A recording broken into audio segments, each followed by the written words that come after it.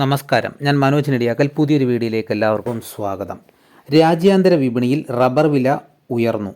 2 വർഷത്തിനിടയിൽ ഉയർന്ന നിരക്കായ കിലോ 400 യെന്നിൽ ജപ്പാനിൽ റബ്ബർ അവധി വില ഉയർന്ന വിവരം കയറ്റുമതി വിപണിയായ ബാങ്കോക്കിൽ ഷീറ്റ് വില കിലോ 264 രൂപയിലേക്ക് അടുപ്പിച്ചു.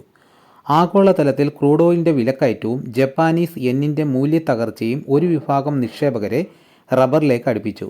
സംസ്ഥാനത്തെ വിപണിയിൽ വിവിധയിനം റബ്ബർ സ്റ്റഡി നിലവാരത്തിലാണ്. 4 ഗ്രേഡ് കിലോ 233 രൂപയിലും 5 ഗ്രേഡ് 228 രൂപയിലുമാണ്. കേരളം തെരഞ്ഞെടുപ്പ് ചൂടിലേക്ക് പ്രവേശിച്ചതോടെ കാർഷിക മേഖലകളിൽ നിന്നും ടെർമിനൽ മാർക്കറ്റിലേക്കുള്ള സുഗന്ധവ്യഞ്ജനങ്ങളുടെ നീക്കം കുറഞ്ഞു. ഇനി വെള്ളിയാഴ്ചയോടെ മാത്രം ഉൽപ്പാദകർ വിപണിയുടെ ചലനങ്ങൾ നിരീക്ഷിക്കാൻ ഇടയുള്ളൂ.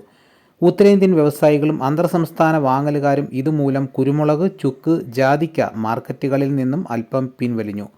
അതേസമയം വിപണിയിലെ കുരുമുളക് ക്ഷാമത്തിനിടയിൽ മധ്യവർത്തികൾ ചരക്ക് സംഭരണത്തിന് കാണിച്ച ഉത്സാഹത്തിനിടയിൽ അൺഗാർബിൾഡ് മുളക് വില 200 രൂപ വർദ്ധിച്ചു 69,100 രൂപയായി.